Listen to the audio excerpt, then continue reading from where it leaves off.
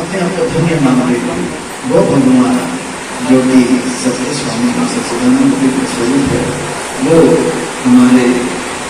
हमारी सेवा का लाभ, हमें सेवा का लाभ देगा। एक एक पद पूरे भगवान के दाएं चरणों में 11 जो है चिन्ह है, बाएं में 8 19 चिन्ह उनके जो है पृथ्वी को इस प्रकार से ले लेते पृथ्वी की मां जो है अपने आप में कंपित हो रही थी, प्रफुल्लित हो रही थी। और जैसे ही यज्ञस्थली में पहुंचे तो दूर दूर दूर दूर से जितने भी ब्राह्मण थे, जितने भी वहां के जितने भी असुर थे और जो भी थे, सब जो है इस बटु ब्राह्मण के तेज को देखकर कोई कहा ये तो साक्षात सूर्य देव आ रहा है, तो किसी ने कहा ये साक्षात जो है अग्निदेव आ रहा है, तो किसी ने कहा ये साक्षात 4 कुमारों में से एक आ रहा है। और जैसे जैसे आ रहा था तो बलि महाराज को एक खबर मिला कि तेजस्वी ब्राह्मण आ रहा है, तो तुरंत बलि महाराज उनके स्वागत में। बलि महाराज का हृदय में उस बटु ब्राह्मण को देखकर अपार संतुष्टि का अनुभव हुआ, आनंद का अनुभव हुआ। उनके मन से ये भाव उत्पन्न हुआ, इनको मैं जन्मों जन्मों से खोज रहा था, ये आ गए। और उस बटु ब्राह्मण का स्वागत किया गया, क्योंकि वो ब्राह्मण था और ये जो है क्षत्रिय है, तो ये असुर ने प्रणाम भी किया, उनको आसन दिए, पाद प्रक्षालन किए और उनके पाद प्रक्षालन का जल जो है गंगा छिड़क गंगा। और इस प्रकार से उस ब्राह्मण को खुश करते हुए बोला कि आप आए तो बाहर आया, आप आए तो मेरा ये जो यज्ञ सफल हो गया, आप आए तो अब मेरा जीवन का हर इच्छा ऐसा मानो कि पूरा हो गया। आप विराजमान कीजिए और मांगिए, जो चाहिए वो आप मांगिए। ये बलि महाराज बड़े हृदय से चाह रहे हैं और इस दृश्य को शुक्राचार्य भी देख रहे हैं। शुक्राचार्य देख रहे हैं कि कौन है इतना तेजस्वी, कौन हो सकता है। अब शुक्राचार्य सोचते सोचते सोचते उनको पता लग गया ये और कोई नहीं हो सकता, ये तो हरि ही होगा। पर यहाँ पर बलि महाराज ने एक निश्चय कर लिया, ये ब्राह्मण जो भी मांगेगा मैं उनको सब कुछ दे दूंगा, जो भी मांगेगा तो मैं दे दूंगा। तो आप मांगिए, आप मांगिए। और ये छोटा सा बालक जो है वो वामन रूप में वो कहता है कि नहीं नहीं मुझे कुछ भी नहीं चाहिए, नहीं फिर भी मांगिए, आप मेरे पास आ जाओ। मैं भू भव स्व ये पूरे तीनों लोक का जो है ऊपर नीचे और ये भूमंडल का मैं सम्राट हूँ, मैं एक सम्राट हूँ और छत्रपति, मैं महाराज हूँ, पूरा शासन मेरा है। आप अपने लिए मांगे कुछ, चाहे जो दीप मांगिए, जमुदी, ये दीप वो दीप, जो चाहिए वो मांगिए आप, या आप जो है अपने लिए चाहे तो एक पूरा लोक में आपको दे सकते पर ये जो ब्राह्मण है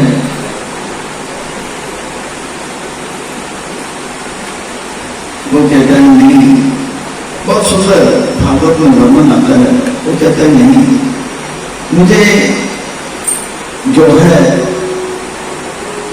कुछ नहीं चाहिए, मुझे कुछ भी नहीं चाहिए। आपके पास इतना संपत्ति है ये मैं जानता हूं, तो मैं एक ब्राह्मण हूं, मैं एक सरल जीवन, मुझे विचार जो है उसे व्यापन करता हूं। वही व्यक्ति सुखी रहता है जो संतोष रहता है,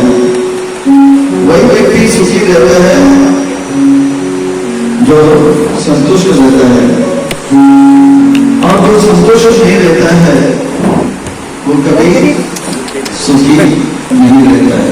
तो इस प्रकार से जो है वह वामन भगवान जो है बोला था कि नहीं नहीं मुझे कुछ नहीं चाहिए, मुझे कुछ नहीं। तो बलि महाराज उनको डांटते हैं और कहते हैं कि लगता है कि आप नारायण हो गए, ये जीवन है।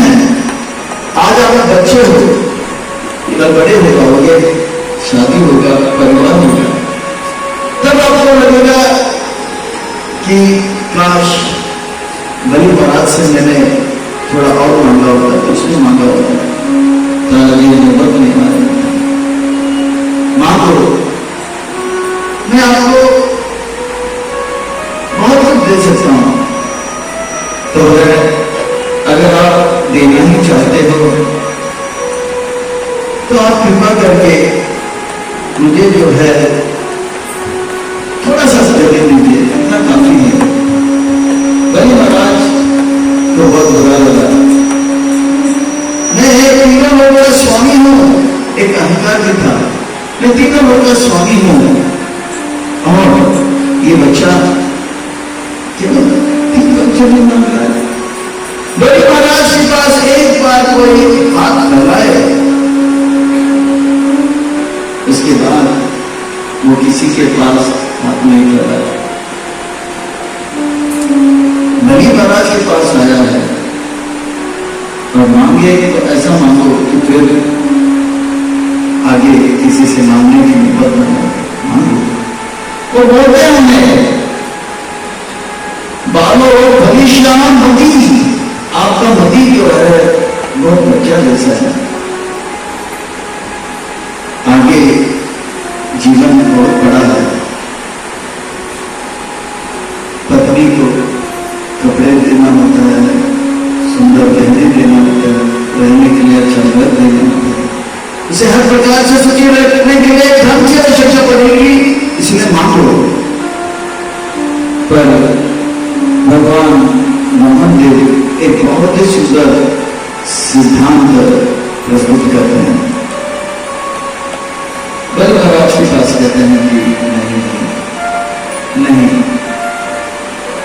मैं सफल जीवन, ऊंचे विचार, हरे कृष्णा हरे कृष्णा कृष्णा कृष्णा हरे हरे, हरे राम राम राम हरे हरे।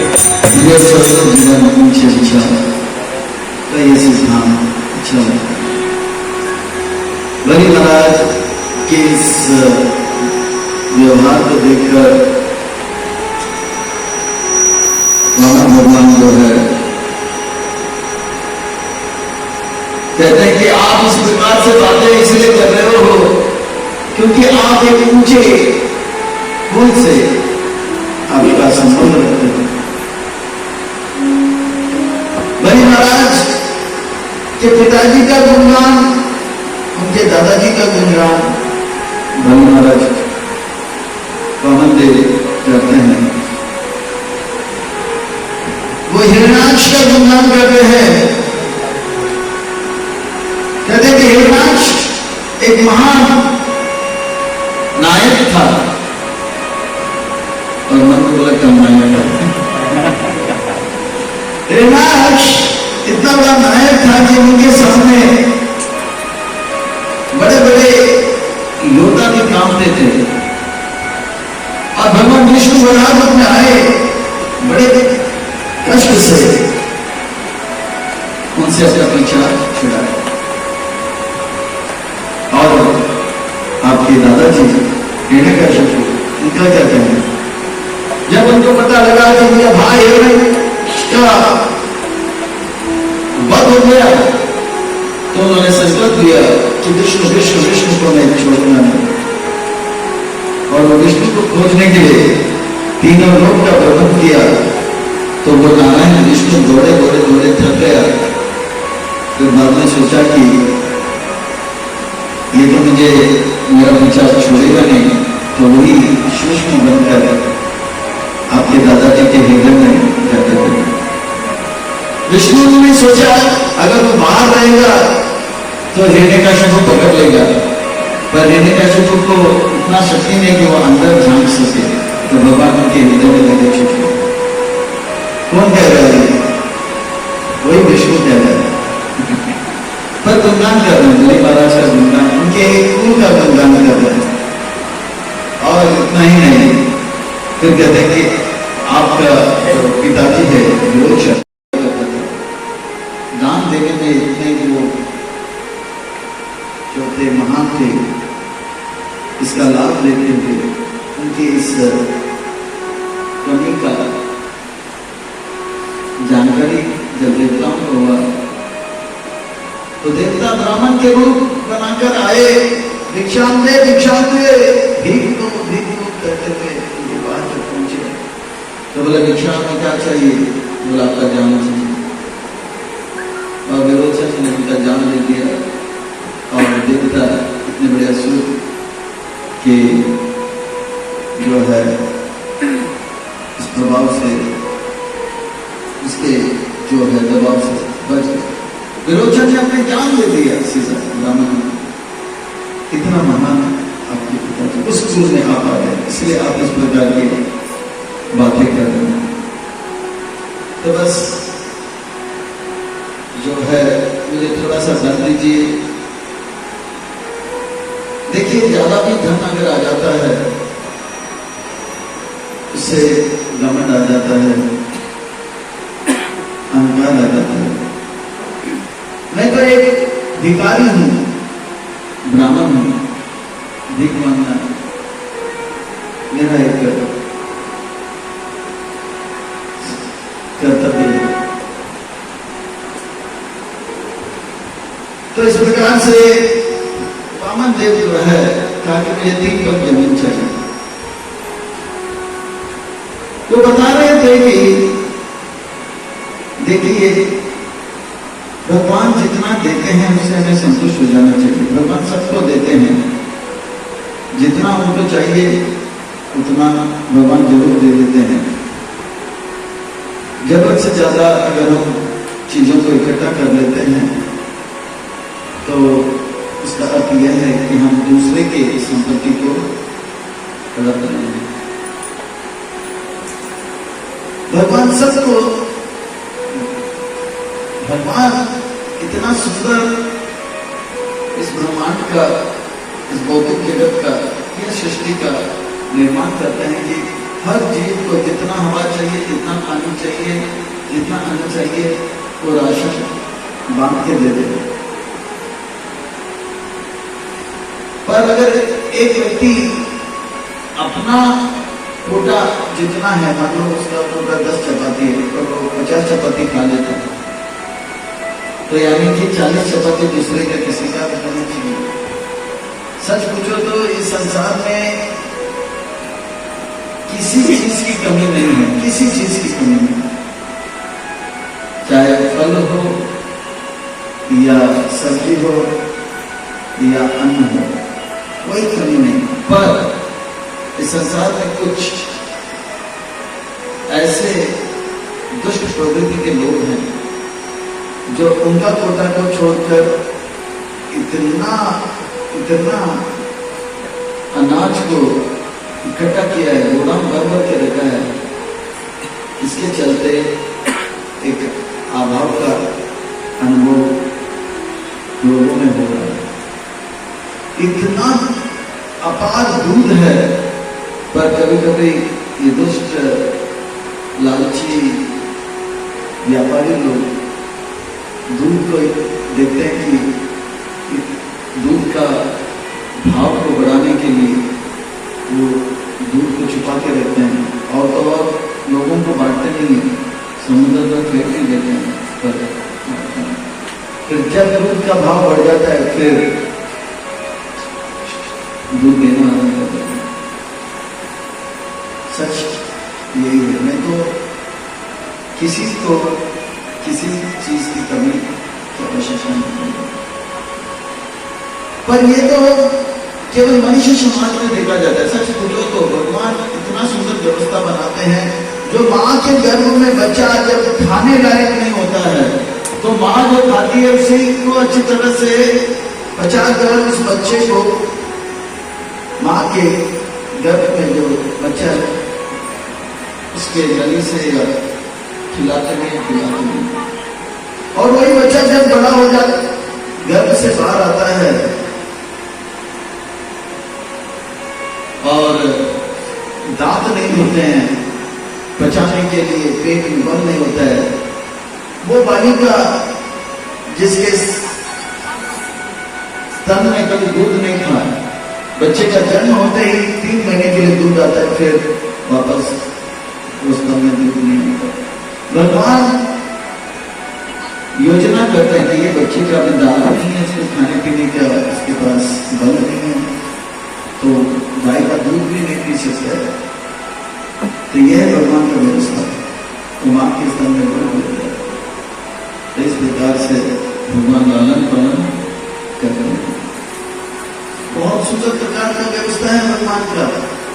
पर ये मनुष्य समाज जो है, भगवान ने मनुष्य को बनाया अपने जैसे, 2 हाथ 2 पांव 2 आंख 2 कान अपने जैसे बनाया ताकि वो भगवान का भक्ति करे और भगवान का धाम वापस आए। बहुत कुछ उम्मीद रखते हैं, पर भगवान ने मनुष्य को इसलिए बुद्धि दिया है ताकि वो भक्ति अच्छी तरह से करे। पर माया का प्रभाव से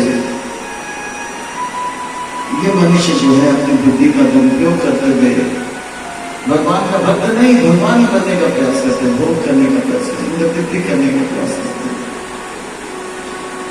और इस प्रकार से मनुष्य समाज में जो है धन धन धन धन धन धन धन संग्रह करने में लग जाते हैं।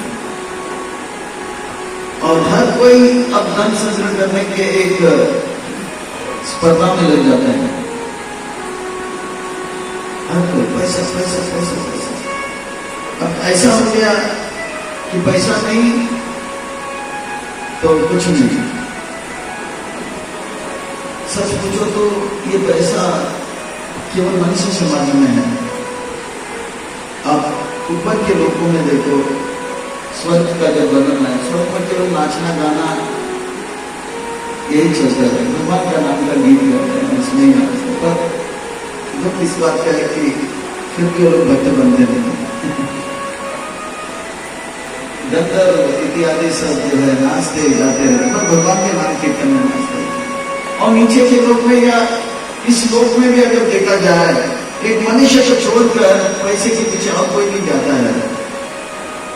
यहां तक मनु ने यह भी कह दिया, दास मनु कह दिया सबके दाता, अजगर करेगा जागरी, पंछी करेगा काम, दास मनु कह गए सबका दाता राम। तो इस प्रकार से जो है, इस प्रकार से भगवान सबको खिला रहे हैं। अजगर को भी मान आज नहीं कि कल, पर भगवान देखो खिला रहे हैं। हाथी 300 किलो 3 बार खाता है, 900 किलो रोज का खाता है। चीटी 2 दाना खाता है, पर उनका छोटा आ जाता है। पर मनुष्य को छोड़कर ये मनुष्य ही एक है। पैसा पैसा पैसा पैसा, पैसे के लिए ब्रीफकेस लेके चलते हैं, कंप्यूटर के सामने बैठते हैं, हवाई जहाज में जाते हैं, ट्रेन में जाते हैं, साइकिल में जाते हैं, मोटरसाइकिल में जाते हैं, गाड़ी में जाते हैं।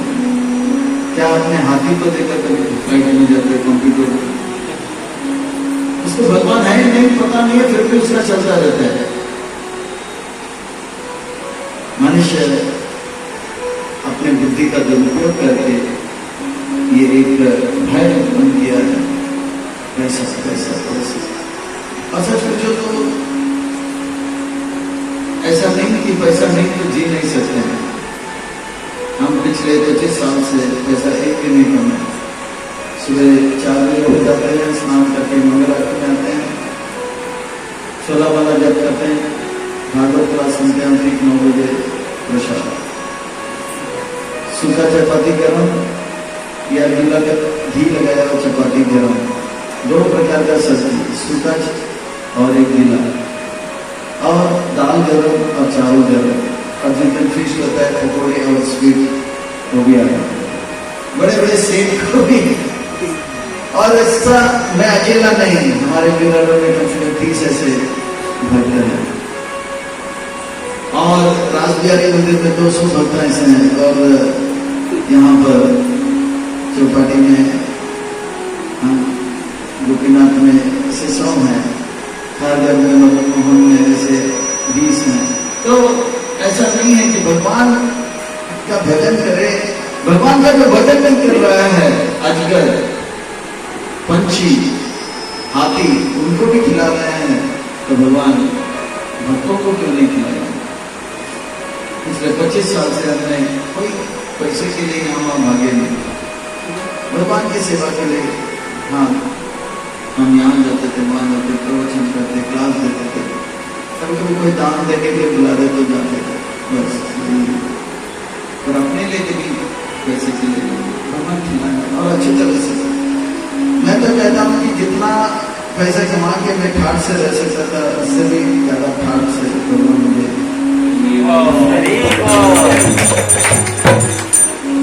अगर फौज में भी मैं होता, मान लो अगर फौज में भी मैं होता, मुझे ठाट से ही रहता था, पर भगवान इससे भी ज्यादा ठाट से मुझे रहता। फ्लाइट में घुमाते हैं कभी, पर इसलिए भी कि हम इसलिए पाने के लिए नहीं, ठाट से देने के लिए नहीं करते हैं, पर यह है कि भक्ति करने से असली सुख और आनंद मिलता है। तो ये मनुष्य समाज में ये झूठा जो है भय जो है लाया गया है। और सच मानो तो अगर हम भगवान का भक्ति करेंगे, जितना धन हमारे नसीब में लिखा है उतना तो मिलेगा ही मिलेगा, और हो सकता है उससे ज्यादा नहीं मिलेगा। क्योंकि अगर हम भगवान का भक्ति नहीं करेंगे तो हम जितना धन हमारे नसीब में है, तकदीर में है, भाग्य में है, या हमारे हाथों के रेखा में लिखा है या किस्मत में लिखा है, उतना ही हमें मिलेगा।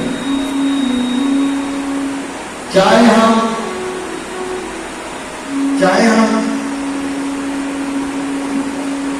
मेहनत करें या नहीं करें, जितना लिखा है उतना मिलेगा ही मिलेगा, और जरूर मिलेगा। हमने देखा कि बिल गेट्स कहते हैं कि बिल गेट्स हर मिनट, हर सेकंड 2 करोड़ यानी 2 लाख रुपया कमाता है, और 1 मिनट में 2 करोड़ कमाता है बिल गेट्स। चाहे वो सोते रहे, जागते रहे या कंपनी में काम करते रहे, 2 करोड़ कमाता। क्यों? क्योंकि उसके भाग्य में लिखा है। परसों एक बच्चे के बारे में हमने सुना, वो बच्चे का नाम है, अमेरिका में रहता है शायद, कनाडा या अमेरिका में है, भारतीय है, उसका नाम है बख्शी, तन्मय बख्शी,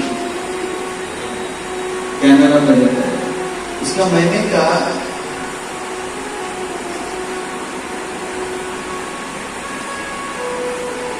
64 लाख रुपया है। 64 लाख, हम 64 लाख हमारा जब करते हैं तो उसको 64 लाख रुपया हर महीने गूगल कंपनी। 13 साल का है, कितने साल का है? 13 साल। उसके नसीब में है, वो कुछ करे या ना करे उसको उतना मिलेगा, क्योंकि उसके नसीब में मिला है ना। 13 साल का है।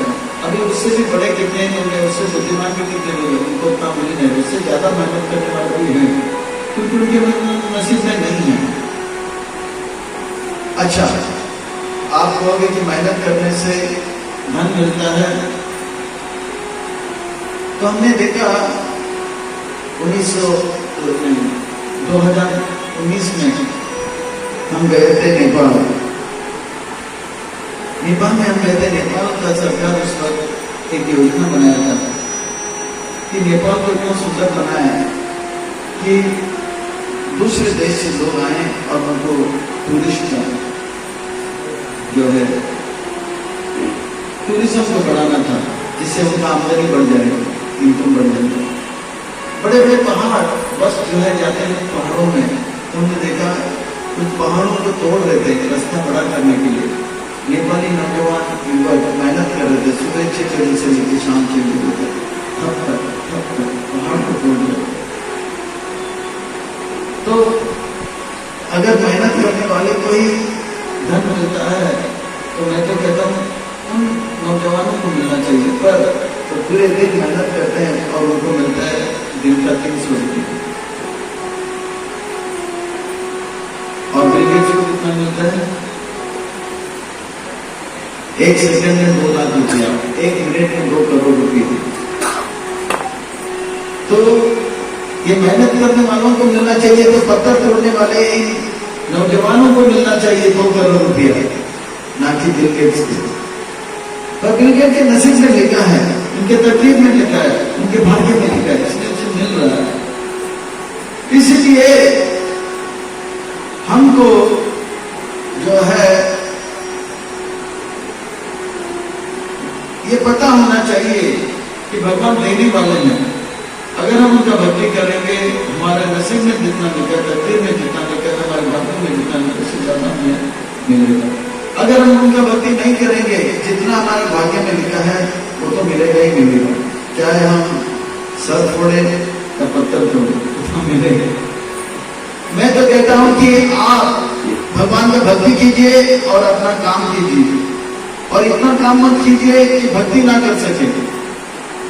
अगर बहुत आप काम भी कर लोगे तो आपके नसीब में जितना है, आपके तकदीर में जितना है, आपके भाग्य में जितना है, उतना ही मिलेगा। और उसके साथ साथ वो कार्य करने के लिए जो पाप लगे हैं, वो पाप भी आपके सर में मंडराएंगे और उस पाप के कारण दुख कष्ट आपके जीवन में आएंगे। आपको हमको क्या करना चाहिए? सुबह भगवान का भक्ति करना है और पूरा दिन भर काम करना है, और शाम को वापस आकर थोड़ा बहुत भक्ति करना है, फिर आराम करके अगले दिन के लिए भक्ति और काम करने के लिए तैयार हो जाना चाहिए। इस प्रकार से एक सुंदर जो है अपने जीवन में बैलेंस लाना चाहिए। इस प्रकार से एक सुंदर हमारे जीवन में जो है एक जो है समझौता लाना चाहिए। केवल काम करते करते करते करते करते बताइए कौन व्यक्ति सुखी हुआ है? विराट में या मुंबई में या महाराष्ट्र में या भारत में या पूरे पृथ्वी में या इस ब्रह्मांड में कौन ऐसा व्यक्ति केवल काम करते करते करके खुश हुआ है? भले उसको पैसा मिला है पर उस पैसे के साथ उसको संतुष्ट नहीं मिला। उनकी ही पत्नी उनको, बिल गेट्स की पत्नी उनको छोड़कर गए, उनके बच्चे उनको छोड़ गए। माइकल जैक्सन का जब नाम था पर वो सुखी नहीं था। उनको डर था कि उनके रिश्तेदार उनके पैसे छीन के भाग जाए। पैसा मिलेगा पर सुखी नहीं रहेंगे। अच्छा, पैसा मिल गया और सुखी नहीं रहेंगे तो क्या फायदा? अगर आप भगवान का भक्ति करोगे और काम करेंगे, पैसा भी मिलेगा, सुख भी मिलेगा, तो फिर लाभ किसमें है? भक्ति करने में। और अगर अच्छी तरह से भक्ति करोगे, जितना आपके भाग्य में लिखा है उतना तो मिलेगा ही मिलेगा, और भक्ति करोगे तो जितना आपके भाग्य में लिखा है उससे ज्यादा भी हमें मिलेगा। ध्रुव महाराज इसका ज्वलंत उदाहरण है।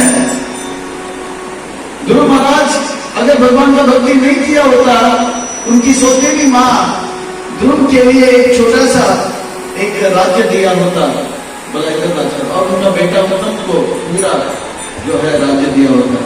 ध्रुव महाराज के भाग्य में कुछ भी नहीं लिखा था, पर ध्रुव महाराज ने भगवान का भक्ति किया। उनके नसीब में जितना था उससे ज्यादा उसे मिला, उनके तकदीर में जितना था उससे ज्यादा मिला। क्योंकि कहते हैं ना, वक्त से पहले किस्मत से ज्यादा किसी को मिला है ना किसी को।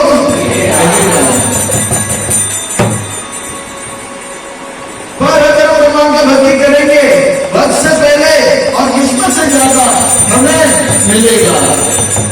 ध्रुव महाराज उसका ज्वलंत उदाहरण है। अगर ध्रुव महाराज भगवान का भक्ति किया नहीं होता, अगर ध्रुव महाराज भगवान का भक्ति किया नहीं होता, उसे कम से कम जब तक वो 20 साल का नहीं हुआ होता तब तक उनको राज्य नहीं मिलता। वो राज्य भी क्या छोटा सा राज्य नहीं मिलता। पर जैसे उन्होंने भगवान का भक्ति किया, 5 साल का ध्रुव महाराज 6 साल होने से पहले उसको पूरा पूरा पूरा पृथ्वी में पूरे जो है पूरे भारत का वो राजा बन गया था। उनके पिताजी उद्यानवाद में जैसे ही वो जंगल से आया अपने मुकुट जो है और उनको राजा अभिषेक कर दी। वक्त से पहले किस्मत से ज्यादा उनको मिल गया। अगर युधिष्ठिर भी नकुल सहदेव अर्जुन भगवान का भक्ति नहीं किया होता उनको 5 छोटा गांव भी नहीं मिलता, पर वो क्योंकि भगवान का भक्ति किया था इसीलिए देखो किस प्रकार से देखो उनको जो है इतना बड़ा संपत्ति मिला। तो भगवान का भक्ति में शक्ति है। तो हम उतने बड़े भक्त तो नहीं बन सकते हैं, पर कम से कम थोड़ा तो कर सकते हैं भौतिक आध्यात्मिक।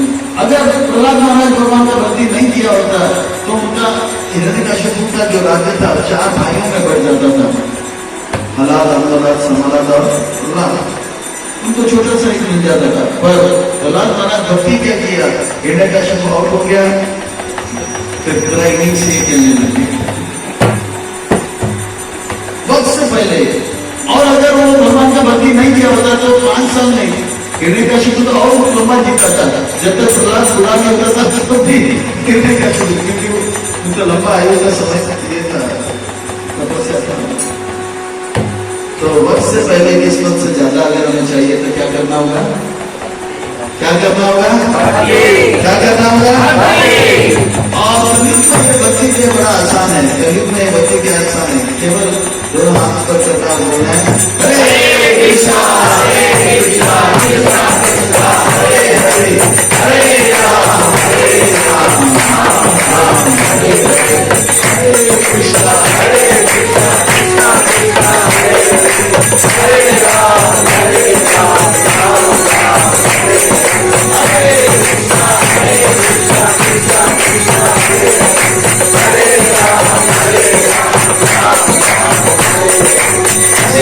इसलिए महाराज मुझे जो है छोटा सा जमीन चाहिए, ज्यादा नहीं, मुझे छोटा सा जमीन चाहिए।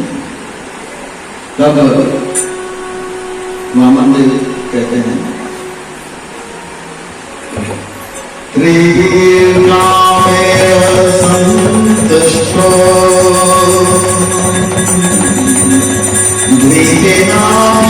द्विजेनाभिनाभूयते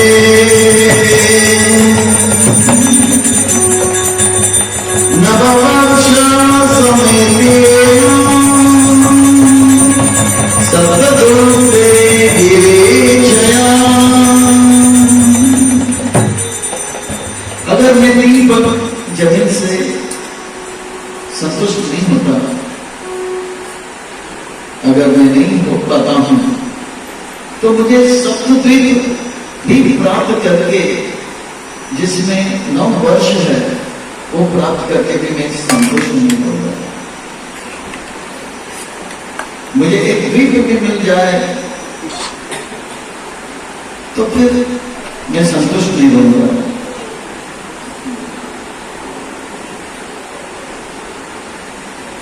आगे कहते हैं सप्तद्वीप अधिपतयो निपवनया गया गया अर्धेनो निर्गतानन्दं दृष्ट्या हीनास्तुतं। हमने सुने बड़े बड़े राजा ऋतु महाराज गया, वो सप्तद्वीप के जो है सम्राट बने। 8वें अध्याय के 19वें नंबर, 8वें स्कंद के 19वें अध्याय के श्लोक नंबर 33 में सप्तद्वीप के राजा हुए और उनको ये साक्षात्कार हुआ, इतना बड़ा सम्राट लेकर भी हम अपने इच्छाओं को पूरा नहीं कर सकते हैं। तो मुझे जो है इस प्रकार की संपत्ति की आवश्यकता नहीं है। एक सुंदर बात जो है वामदेव भगवान कहने वाले, बहुत ही बढ़िया बात है, एक सिद्धांत प्रकट कर रहे हैं। वो व्यक्ति जो असंतुष्ट रहता है उसे जितना भी मिले कभी संतुष्ट नहीं होता। एक व्यक्ति को 10 रुपया चाहिए, 10 रुपया और उसको 10 रुपया मिल जाता है तो उसको 100 रुपया चाहिए, 100 रुपया मिलता है तो 1000 चाहिए, 1000 मिल गया तो 10,000 चाहिए, 10,000 मिल गया तो 1 लाख चाहिए, 1 लाख मिल गया तो चाहिए मुझे 1 करोड़, 10 लाख, 10 लाख मिल गया तो 1 करोड़, 1 करोड़ मिल गया तो 100 करोड़, 100 करोड़ मिलेगा तो 1 अरब चाहिए, 1 अरब मिल गया तो 1 करोड़ चाहिए। ऐसे करते करते करते कितना भी मिलेगा संतुष्ट संतुष्टि देते, इसलिए संतुष्ट होना ही सबसे बड़ा सुख है। असंतुष्टि दुख का कारण है, संतुष्टि सुख का कारण। एक सिद्धांत है, संतुष्ट व्यक्ति कहीं पर भी जाएंगे तो संतुष्ट रहेगा, असंतुष्ट व्यक्ति कहीं पे भी जाए तो असंतुष्ट ही रहेगा। कभी बोला तो नहीं मिला, नहीं मिला। भगवान ने जो भी दिया है हमने उससे हमें तुरंत संतुष्ट हो जाना चाहिए। 2 रोटी दिया ठीक है, इसीलिए चाणक्य पंडित इसी बात को उदाहरण के साथ कहते हैं, 3 चीजों से व्यक्ति को तुरंत संतुष्ट हो जाना चाहिए और 3 चीजों से व्यक्ति को कभी भी संतुष्ट नहीं होना चाहिए। ये 3 चीज क्या है जिससे हमें तुरंत संतुष्ट होना चाहिए? जो भी हमारे नसीब में, तकदीर में या भगवान की इच्छा से भगवान हमें देना चाहते हैं उससे तुरंत संतुष्ट होना, तुरंत। जो भी भौतिक सुविधा भगवान देते हैं या रखते हैं उससे हमें तुरंत संतुष्ट हो जाना चाहिए, तुरंत। तो उदाहरण देते हैं कि कहते हैं कि भगवान ने जो रोटी हमें दिया है उस रोटी से तुरंत संतुष्ट हो जाना चाहिए। अभी रोटी खाते खाते बाजू वाले के पेट में देखने लगे, मेरे पेट में तो सूखा चपाती और उसके में घी का पराठा, तो फिर वो असंतुष्ट रहेगा। उसको तो ये सोचना चाहिए भगवान की कृपा से देखो ये सूखा चपाती तो मेरे जैसे, मैं इतना नालायक हूँ, भगवान के इस कृपा के मैं लायक नहीं हूँ, फिर भी देखिए सूखा चपाती मिल गया, प्रेम से खाओ। अब बाजू वाले के पास देखिए उसके और उसमें रबड़ी भी आ गया तो फिर वो तो भगवान के पास ही गए, असंतुष्ट रहेगा। इसीलिए जो हमारे थाली में आया है वो भगवान का कृपा समाज के से ले लेना चाहिए। अभी बाजू वाले के देखिएगा तो असंतुष्ट हो। दूसरा कहते हैं कि अब जो संपत्ति या धन हमें कमाकर महीने के अंत में या हमें मिलता है उससे तुरंत संतुष्ट हो जाना चाहिए।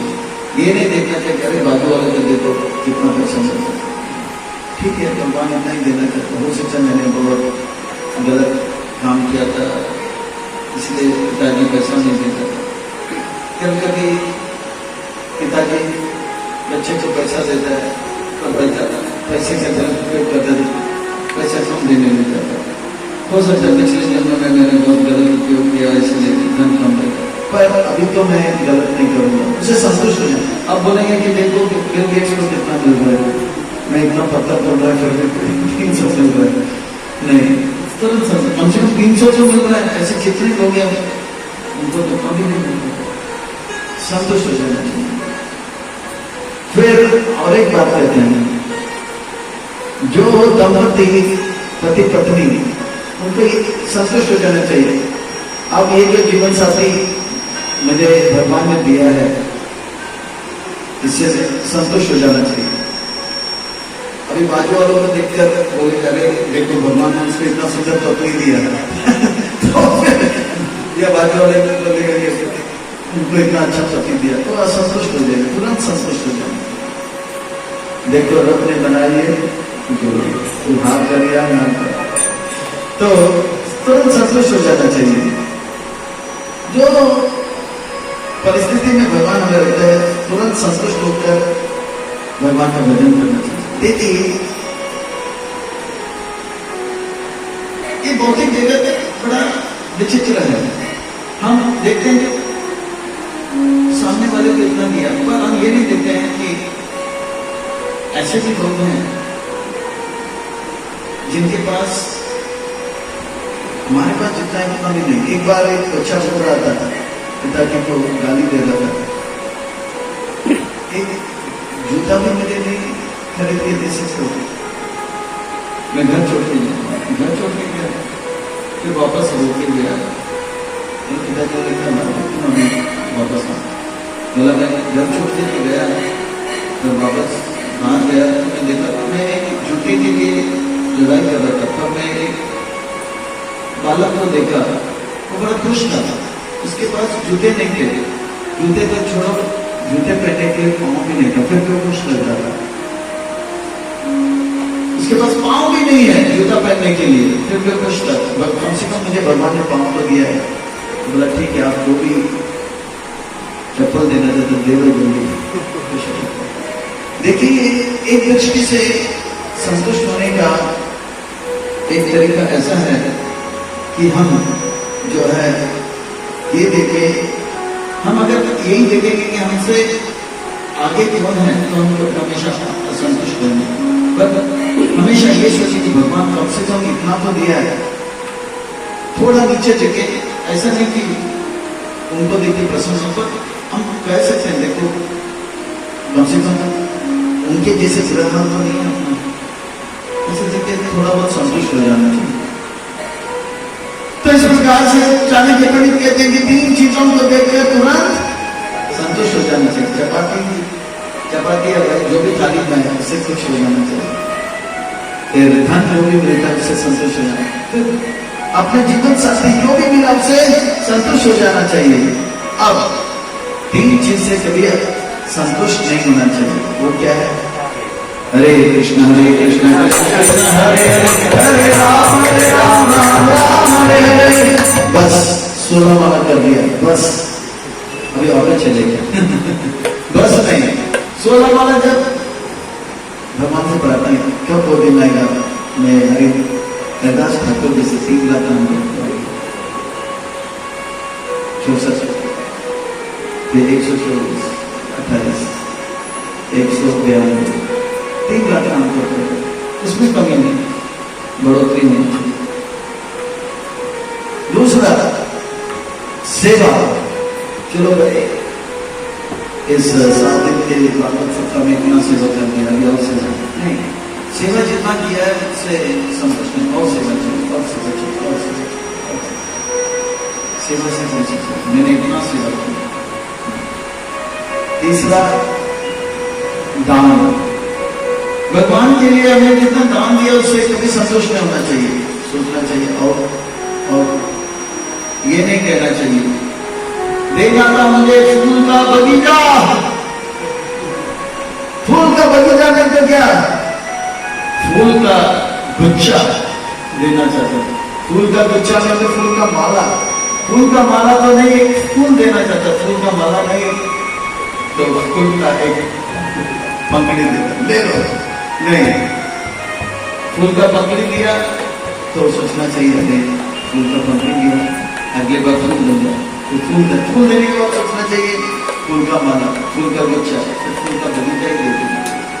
सच नहीं, जितना हम भगवान के लिए करेंगे, भगवान हमारे अंदर उनके प्रति सेवा करने का हमें और जो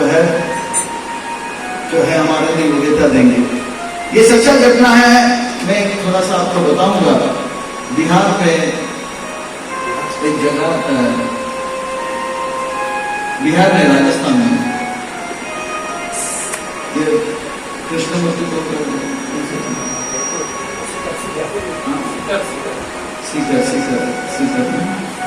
सीकर जिला है, वहां पर एक चमार रहता था, चमार नहीं तो झाड़ू मारने वाले, सच्चा घटना है।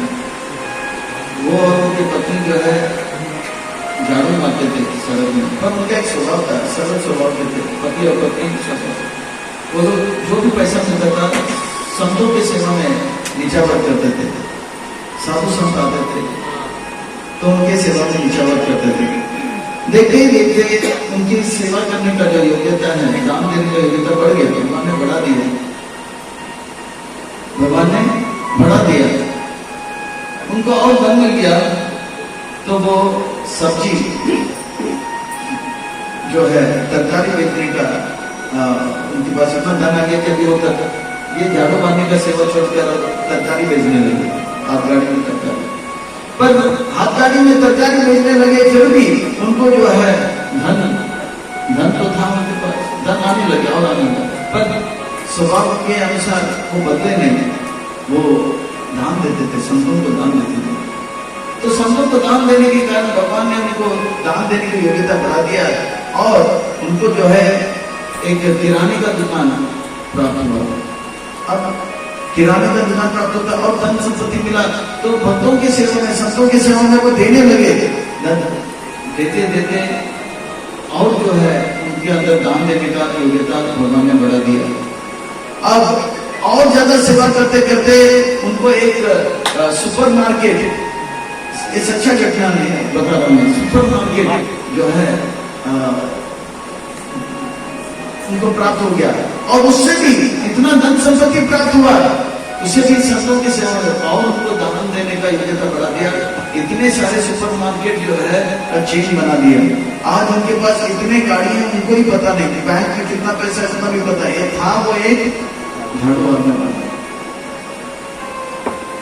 और लगभग 6 साल पहले या 10 साल पहले भारत के महान वैष्णव संत, आप सब ब्रज के, मनुपीठ के, वो राजेंद्र जी महाराज के द्वारा 30 दिन का महाभारत कथा का अनुष्ठान किए थे और उस अनुष्ठान में भारत के जितने भी संत थे, कश्मीर से लेके कन्याकुमारी तक और जगन्नाथपुरी से लेके द्वारिका तक, भारत के जितने भी संत थे सबको आमंत्रित किए थे। सुंदर रहने का व्यवस्था, कथा का व्यवस्था सुंदर, लाखों की संख्या में लोग आए। 10 साल पहले की बात है, सुंदर व्यवस्था, 30 दिन तक और सब साधु संतों को कितना दान दक्षिणा दिए।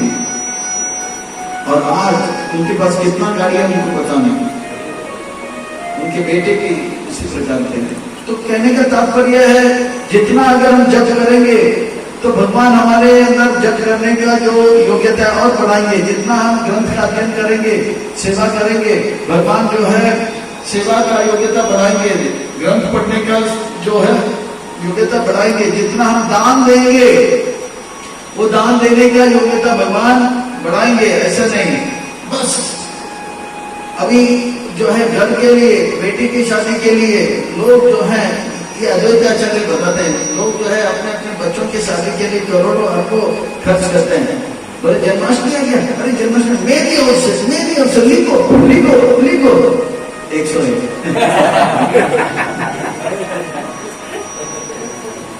और बेटियों की शादी के लिए करोड़ों खर्च कर देते हैं। सच है, ये अद्वैताचार्य का अनुभव था। तो इस प्रकार से 3 चीजों से तुरंत संतुष्ट हो जाना चाहिए और 3 चीजों से कभी असंतुष्ट। जितना भौतिक सुविधा भगवान ने दिया उससे तुरंत संतुष्ट हो जाना चाहिए। चलो भाई इतना तो दिया भगवान ने, और सेवा, ग्रंथ अध्ययन, जब इससे कभी संतुष्ट नहीं होता।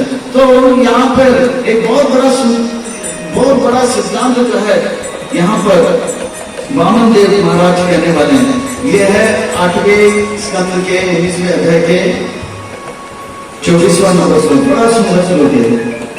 यदृच्छा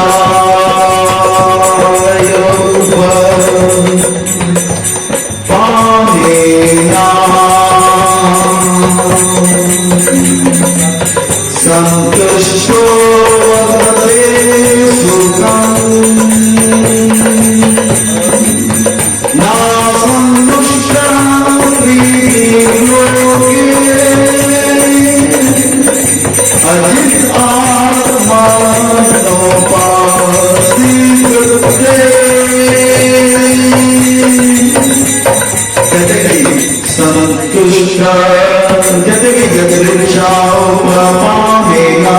संतुष्ट वर्तते सुखम।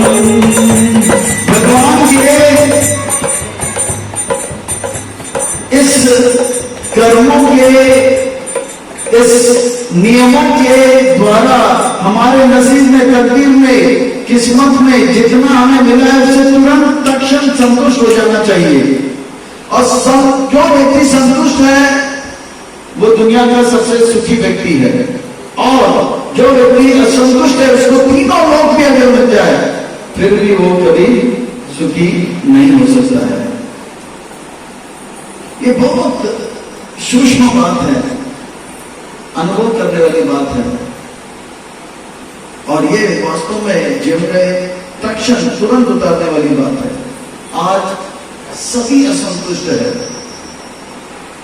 सभी असंतुष्ट है, सभी जो है चिंतित है, चिंता में रहते हैं, मुझे नहीं मिला, नहीं मिला। इसलिए कहते हैं चरितामृत में कृष्णदास कविराज गोस्वामी कहते हैं कि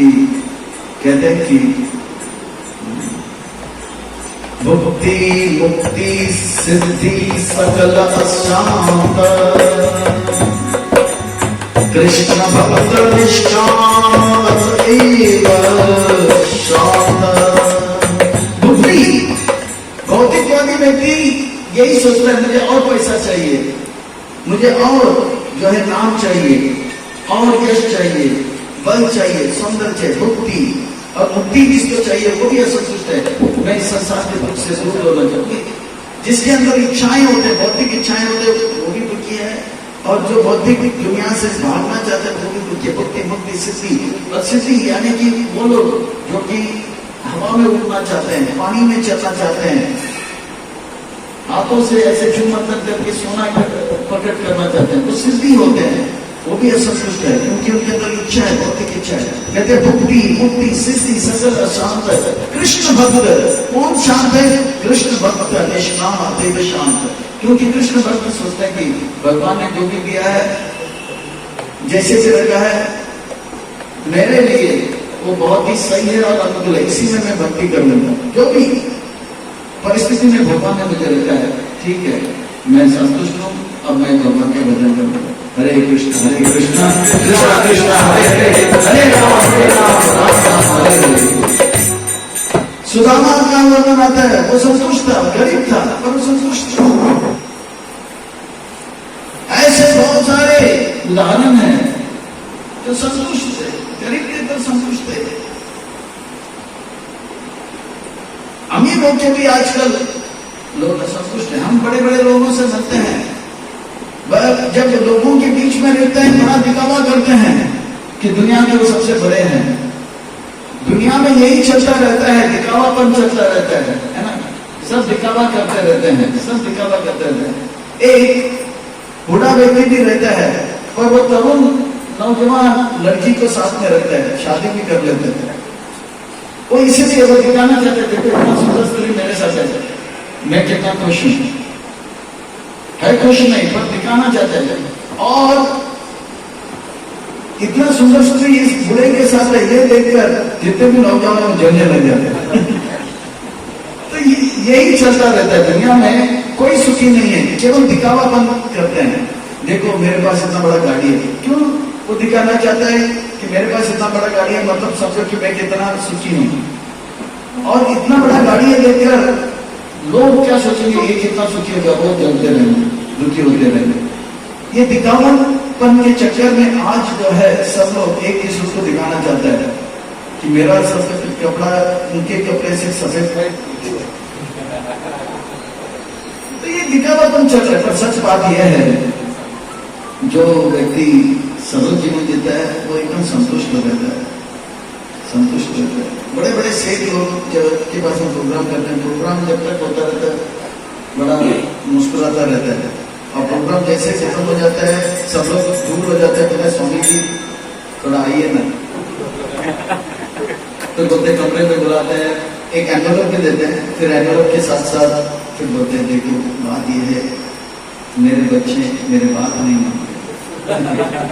फिर एक एक करके उनका दुख का कहानी था। हम सोचते थे कि जब तक प्रवचन चल रहा था, कीर्तन चल रहा था, इतना मुस्कुरा रहा था जैसे कि वो दुनिया के सबसे सुखी व्यक्ति। और जब सब लोग दूर हो गए तो एकदम। और ये बात वो हम लोग से कर सकते हैं क्योंकि हम लोग वैराग्य हैं, हमको उनके साथ कंपटीशन नहीं करना, तो मन की बात बोल देते थे। हम बोलते देखिए जो भी है हुआ सब हुआ, अब उनको वो जब सुधरेंगे तब सुधरे। पर आप अभी से कुछ ऐसा करो, थोड़ा सा सुबह जल्दी उठो, तुलसी परिक्रमा करो और भगवान का नाम जप करो, देखो दिन बदल जाए। तो इस प्रकार से उनको भी सांत्वना देकर और भगवान की सेवा में लगाने का प्रयास है। और वो जरूर थोड़े दिनों के बाद जब एक भक्त बनता है तो थोड़ा बहुत संतुष्ट हो जाता है। तो देखिए बात यह है कि संतुष्ट होना बहुत जरूरी है। और वामन देव यही कह रहा है कि जो व्यक्ति संतुष्ट है वो सुखी रहेगा, जो सबसे असंतुष्ट है वो कभी सुखी नहीं रहेगा। उसको जितना भी मिले, पूरा जगत भी मिल जाए, फिर भी वो असंतुष्ट रहे, इतना ही मिला, उसके बाद देखो कितना, ऐसे ही करता रहेगा, ऐसे ही करता रहेगा। अब इस प्रकार से जब उन्होंने किया, तो बलि महाराज ने कहा ठीक है, मैं आपसे बहुत प्रसन्न हूँ, मैं आपसे बहुत प्रसन्न हूँ, कृपा करके जो है आपको मैं दान देना चाहता हूँ। और दान देने के लिए वो एकदम से तैयार हो जाते हैं। दान देने के लिए जैसे ही तैयार हो जाते हैं तो बलि महाराज मुस्कुराते थे, कहते हैं कि ठीक है, आपको जो चाहिए वो ले लो, जो चाहिए वो मैं दे देता हूँ, ये मेरा वचन है, मेरा वादा है। और वो जो है अब आचमन पात्र लेते हैं, आचमन पात्र लेकर जो है अपने आप को पवित्र कर देते हैं। और दान देने से पहले अपने ब्राह्मण का जब पाद प्रक्षालन करने जाते हैं और शुक्राचार्य जो है एकदम से देख लेते हैं कि अरे ये इतने तेजस्वी ब्राह्मण जो है, ये जो है वामन जो है, वटुक जो है, ये वास्तव में विष्णु। अब शुक्राचार्य सोचा कि मैं उनके गुरु हूं तो मैं उनको जो है सावधान करूं। तो शुक्राचार्य जाकर कहने लगा कि ये वास्तव में ब्राह्मण तो है, पर ये ब्राह्मण जो है साक्षात विष्णु नहीं है। ये वामन जो है, ब्रह्मचारी जो है, वो अच्युत भगवान है, वो अदिति अर्कश के पुत्र बनकर आया है।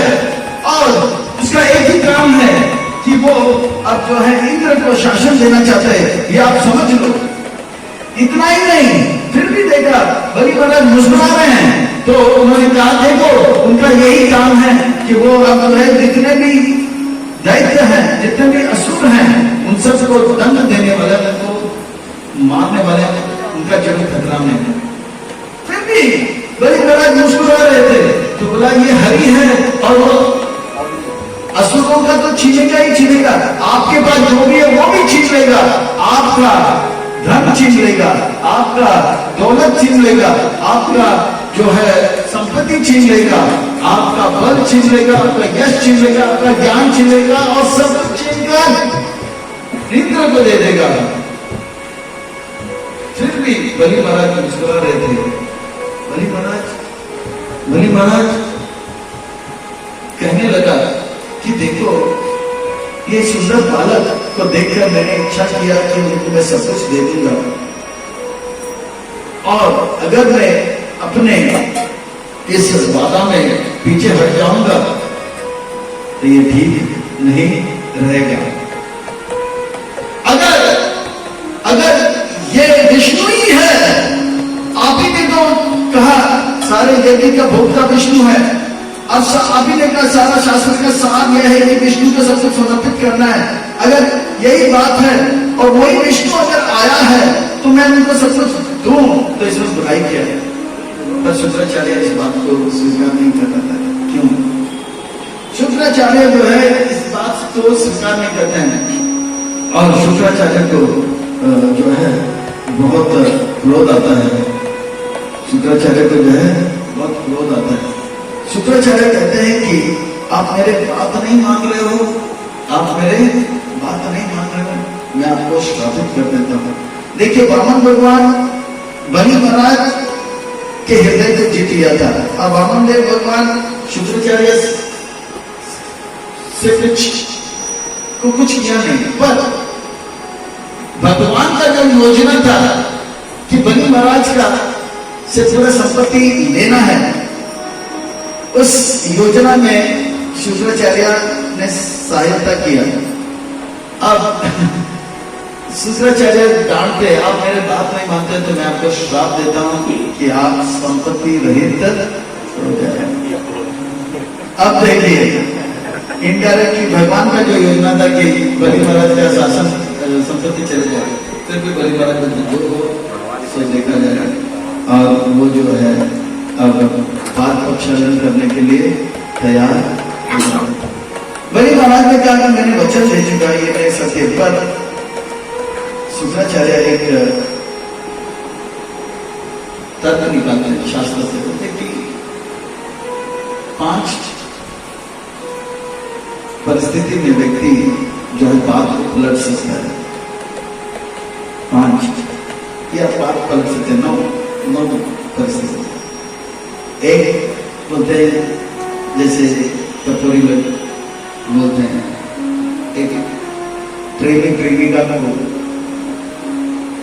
बातों बातों में फुसला सकते हैं। आपके लिए मैं चांद भी चुरा कर लेके आ सकता है ना, ऐसा बोलते भी हैं। जब भी एक स्त्री को बस में लाना होता है ऐसे बोल सकते हैं, या मजाक में चलो यार हो जाएगा, चिंता मत कर देंगे। या जब शादी होता है तो लड़की वाले भी झूठ बोलते हैं, लड़का वाले भी झूठ बोलते हैं। लड़की वाले बोलते हैं कि देखो हमारा बेटी कितनी अच्छी है, ये है वो है। तो शादी के बाद पता लगता है फिर लड़का वाले बोलते हैं देखो हमारे बेटे के पास इतना जमीन है और सरकारी नौकरी भी है। फिर बाद में पता लगता है कि तो सरकारी नौकरी कौन सा नौकरी है, एकदम वो ऐसा व्यवहार करते जैसे कि सरकारी नौकरी में वो बहुत बड़ा मैनेजर है, तो बाद में पता लगता है वहां पे वो प्यून है। और संपत्ति है बोलते हैं, फिर बाद में पता लगता है एक छोटा सा आधा एकड़ भी नहीं होगा, छोटा सा। ऐसे झूठ होता रहता है, ये झूठ चलता है, शास्त्रों में लिखा है। फिर बाद में लड़के को समझौता करना पड़ता है, ठीक है जो भी है भगवान। तो शादी के समय में ऐसे झूठ बोला जा सकता है, पर भगवान का ऐसा नहीं करना चाहिए, ठीक है। या किसी को अपने जीवन यापन करने के लिए झूठ बोलना पड़ेगा, ऐसा नहीं लिखा है। या जान खतरे में आ जाए तो थोड़ा बहुत झूठ बोलना चाहिए। गाय का रक्षा के लिए झूठ बोला जा सकता है, ब्राह्मणों का रक्षा करने के लिए झूठ बोला जा सकता है, या एक व्यक्ति को दुश्मन के हाथों से बचाने के लिए झूठ बोला जा सकता है। पर भक्तों को कभी भी झूठ नहीं बोलना चाहिए। मैं अपने बारे में कहूंगा कि ये जो है, जब हम कॉलेज में पढ़ते थे तो बहुत मैं देखा कि सरल जीवन जो है थोड़ा बोरिंग हो जाता है। सरल जीवन थोड़ा बोरिंग हो जाता है।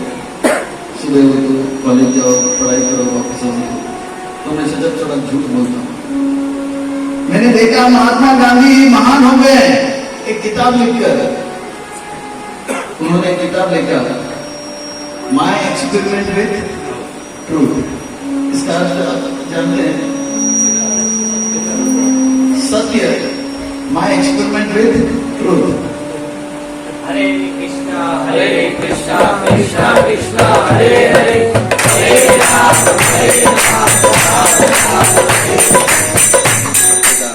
तो मैं सोचा एक किताब मैं लिखूंगा, माय एक्सपेरिमेंट विथ फॉल्स। झूठ के साथ मेरा क्या अनुभव है। गांधी जी ने क्या लिखा, माय एक्सपेरिमेंट विथ ट्रूथ। सत्य के साथ मेरा क्या अनुभव है। तो मैंने सोचा किताब लिखूंगा और मैं सच में झूठ बोलना शुरू किया। और इतना अच्छा लग रहा था मुझे 4-5 दिन मैं झूठ बोल रहे जा रहा हूँ। मैं तभी मान लो कि 18 साल का था, 18 तो झूठ बोलता था। और मैं देखा सब लोग बेवकूफ बनते जा रहे हैं। मैं जो बोल रहा हूँ सब लोग स्वीकार कर रहे हैं। मैं बोला अरे लोगों को बेवकूफ बनाना इतना आसान है, एक ही को झूठ बोल रहा है। मैं बोला कि मैं अब ये कंप्यूटर कोर्स कर रहा हूँ, वो कंप्यूटर कोर्स कर रहा हूँ, ऐसे झूठ बोलता था। ऐसे नहीं कि इसका किसी लड़की को उतना गंदा नहीं था, पर ऐसे झूठ बोलता था। तो पर सब लोग मानते भी थे। मैं सोचा लोगों की बेवकूफ बनाना बहुत आसान है, पर सच मानो जितने भी लोग मिले उन सबसे मैं झूठ बोलते गया। कुछ दिनों के बाद, लगभग 10-15 दिन के बाद मेरा हाल बेहाल हो गया। अब मैं सोचने लगा इसको क्या झूठ बोला, क्योंकि एक झूठ को बोलने के लिए 100 झूठ बोलना पड़ता है, और 100 झूठ को छुपाने के लिए और 1000 झूठ बोलना था, 1000 झूठ को छुपाने के लिए 10,000। अब दिमाग काम करना बंद हो गया, मैं बहुत टेंशन में अभी सबको देखकर।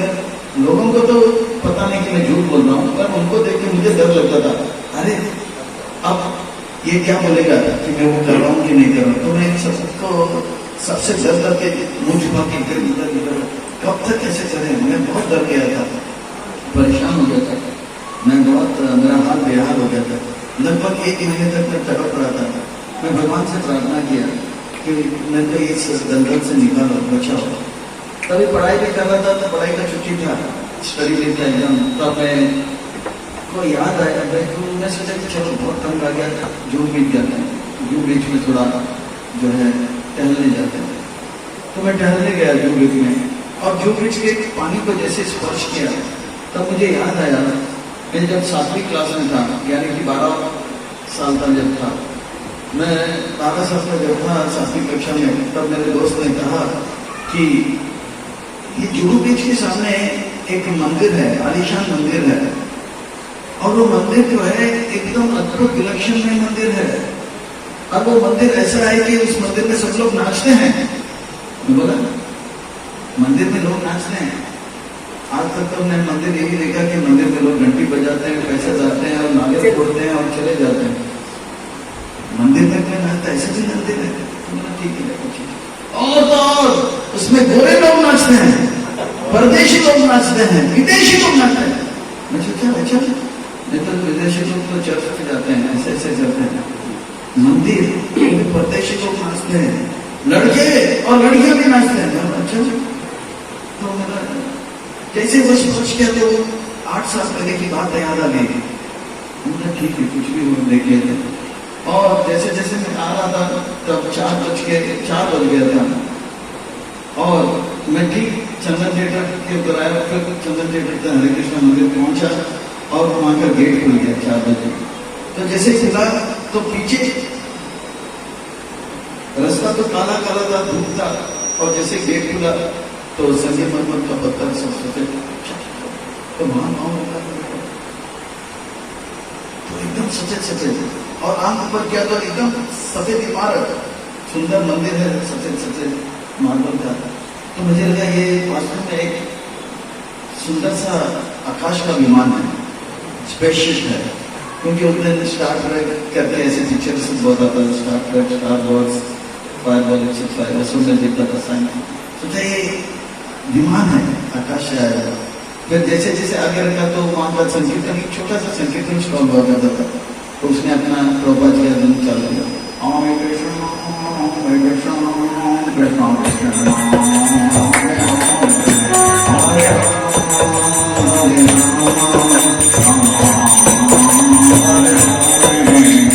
पर वो अच्छा लग रहा था, ये भी अच्छा है।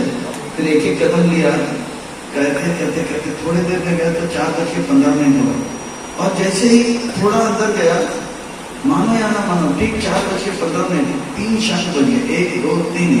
ये भी बड़ा अद्भुत था, विलक्षण नहीं था। आज तक मैंने शंख को बजते हुए देखा नहीं था। तो भी 1 नहीं 2 नहीं 3, और तीनों एक साथ, और इतना सुंदर बज रहा था, तो बहुत ही अच्छा लग रहा था।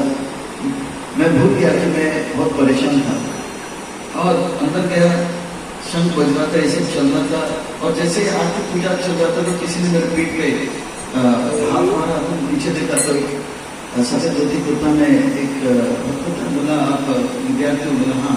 बोला आज शनिवार है, शनिवार को विद्यार्थियों के लिए एक विशेष कार्यक्रम होता है, ये कूपन पकड़ो, आपको भगवद गीता के ऊपर छोटा सा प्रवचन होगा, उसके बाद आपको डिनर मिलेगा। तो ठीक है, तो मैं बहुत खुश हो गया, मैं अच्छा लग रहा था।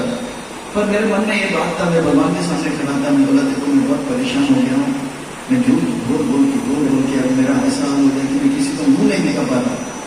मुझे बहुत डर लग रहा है। मुझे ऐसा लगता है कि ज़्यादा देर ऐसा रहेगा तो मैं जी नहीं पाऊंगा। क्या करूँ?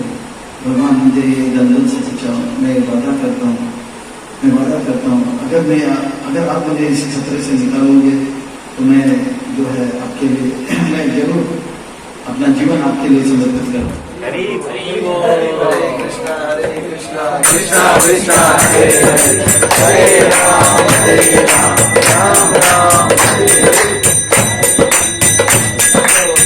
मेरे ख्याल से मेरा आवाज यहाँ पे छोटा सा माइक है। हाँ है। हरे कृष्णा कृष्णा कृष्णा हरे हरे राम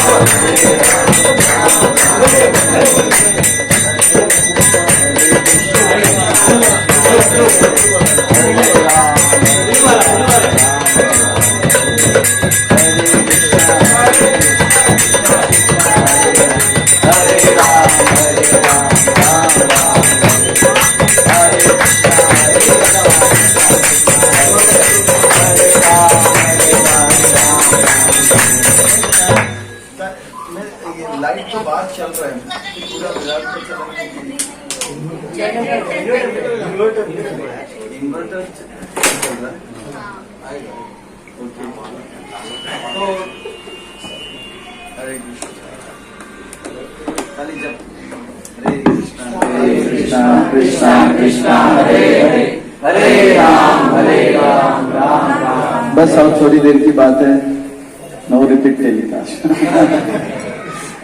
तो ऐसा है कि बहुत खुश हो गया मैं कि नहीं, मैं तो बहुत दुखी था। मैं बोला कि और ऐसा जी नहीं पाऊंगा।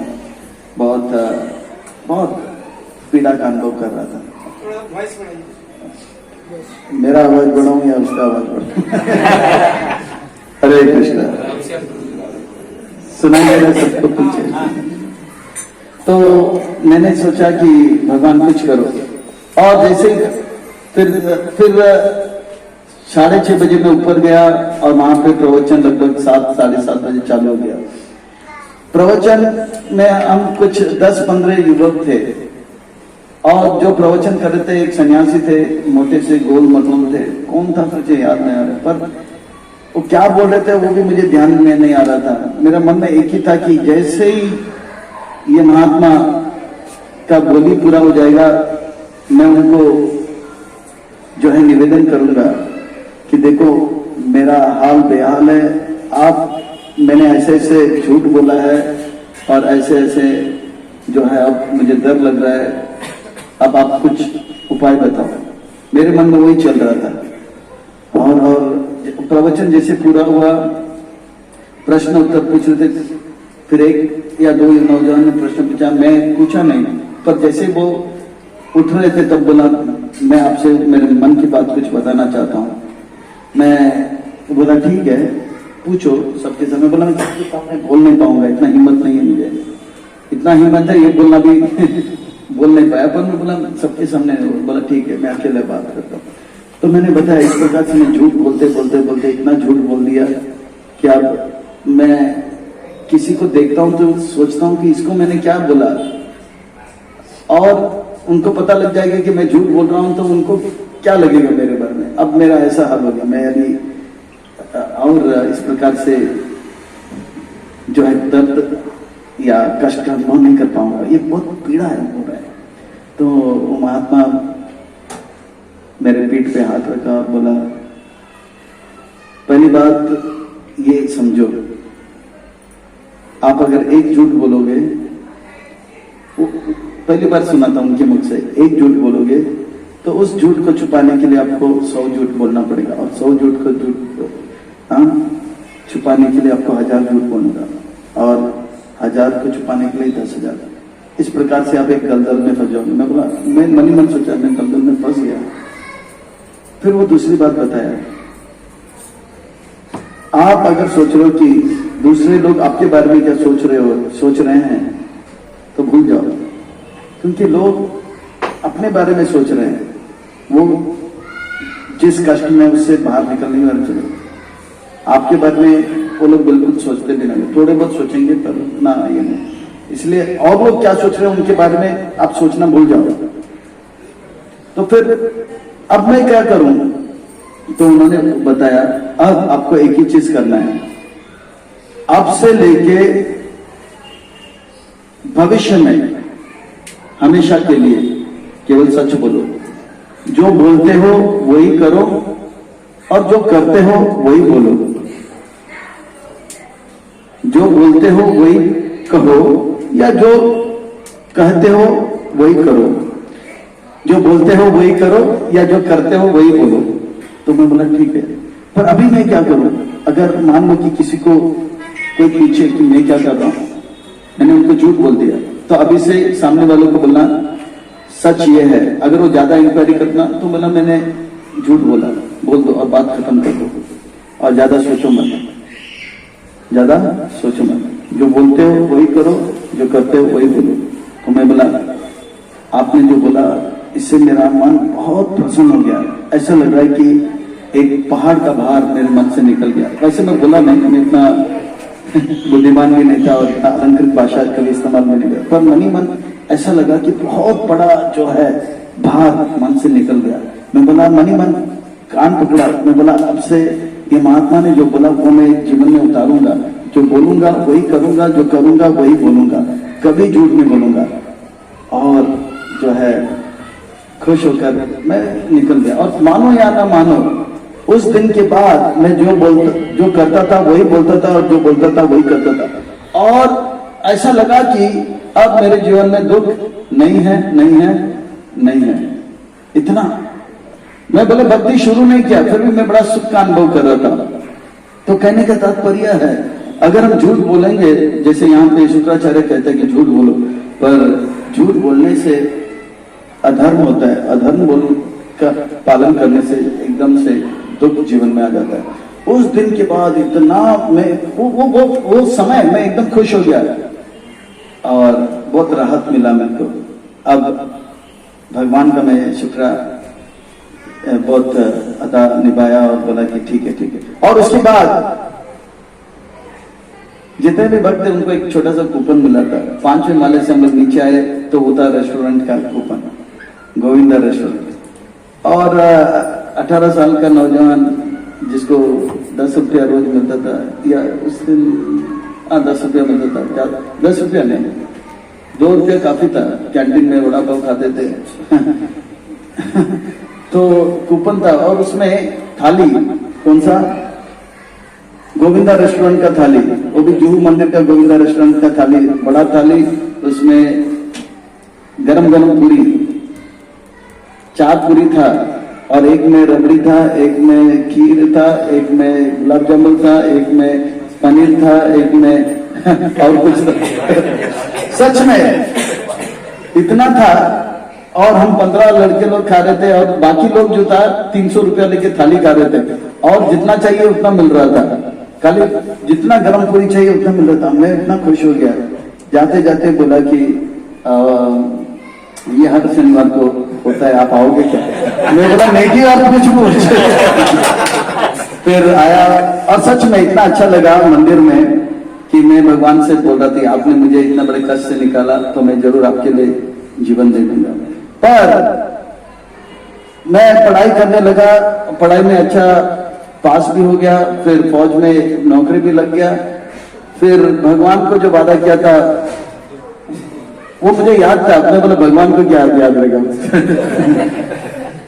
मैं भगवान से झूठ बोलने का प्रयास किया। फिर बाद में 6 साल ऐसे निकला। पर सच मानो या मानो ना मानो, मैं 4-5 महीने या लगभग 6 या 8 महीने रास बिहारी मंदिर जाया करता था। और एक समय ऐसा गया था पूरा 1 महीना वहीं पे ठहरा था, दिन रात पढ़ाई कर रहा था, घर वहीं पे ठहरा, क्योंकि मेरे घर में से सब लोग मद्रास चले गए थे, पिताजी का ट्रांसफर हो गया था और पूरा, और घर बेचना था।